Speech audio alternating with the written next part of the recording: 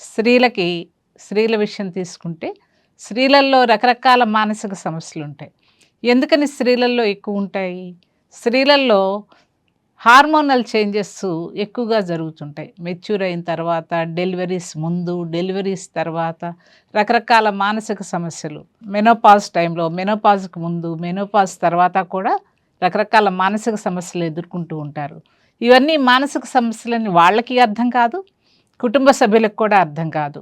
Deliveries తర్వాత కొంతమంది తీవ్రమైన డిప్రెషన్‌లోకి వెళ్ళిపోతూ ఉంటారు. అట్లాగే పోస్ట్ పార్టమ్ సైకోసిస్ అంటారు. డెలివరీస్ తర్వాత వచ్చే ఆ సైకోసిస్ కొంతమందికి జీవితాంతం వెంటాడుతుంది. ప్రెగ్నెన్సీ టైంలో కూడా కొంతమందికి సైకోసిస్ రావచ్చు.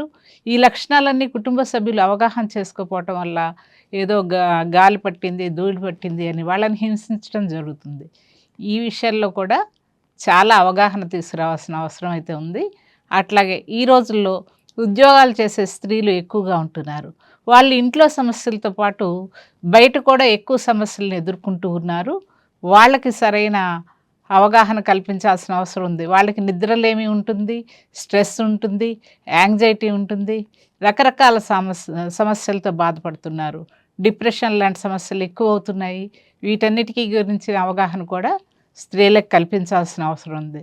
అట్లాగే కాలేజ్ స్టూడెంట్స్ కొన్ని రకాల సమస్యలు, ఇల్లాళ్ళకి కొన్ని రకాల సమస్యలు, ఉద్యోగులకు కొన్ని రకాల సమస్యలు, ఇంట్లో పెద్దవాళ్ళున్నారు ఆడవాళ్ళు. వాళ్ళెలాంటి సమస్యలు ఎదుర్కొంటున్నారు, ఇవన్నీ కూడా ఒక పెద్ద గ్రూపుగా తీసుకుంటే స్త్రీలని రకరకాల ఏజెస్‌లో రకరకాల సమస్యలు ఎదుర్కొంటాం అంటూ జరుగుతూ ఉంది.